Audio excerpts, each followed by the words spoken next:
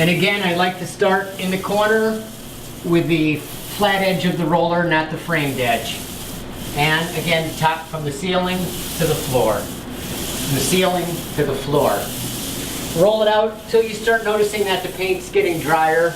As you go out, naturally, the roller's drying up. So you don't want it to roll it completely dry out of paint. You still want to make sure that there is some paint. If you roll it out too far and you get going out, try to go too far with one loaded roller, the roller sometimes will dry up and the naps will close up a little bit. You're better off and then you get picking a decent amount, and it will affect the finish. Okay, so this way you make sure you get enough paint in there. You just don't you don't want to you don't want to roll the roller out till it's dry as a bone. You do want to leave a little bit, some on there. I mean, you want to, I would say 80 to 90% is probably going to come off. Yep. But it's that last 10% you want to leave in the roller. Don't roll it till it's completely dry. Now I noticed you didn't start right up against where you had first left off. No, and that's all personal preference. You can some guys like to start right where they stop, and some guys like to come out and work in. It's all, I guess, how you see the wall, and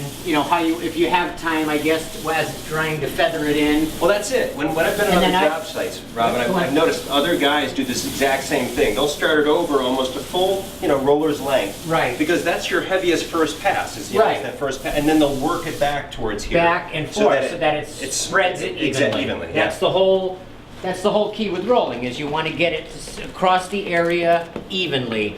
And by rolling it from top to bottom, it's as even up top there as it is at the bottom. Right, because you're not concentrating on, rolling a small area and, where you see people are, and they're just going, you don't want to do that. No, because then you got too heavy paint in one spot. Right, and you're not, and then you don't really have a system or a flow where you're getting into it, where you actually do it this way and you look back like, wow, I just rolled that whole wall. Right. And it didn't take me that long and it looks nice. To where if you get going on one spot too heavy and concentrate on going back in all different patterns, then you lose time and you lose your overall finish of the wall.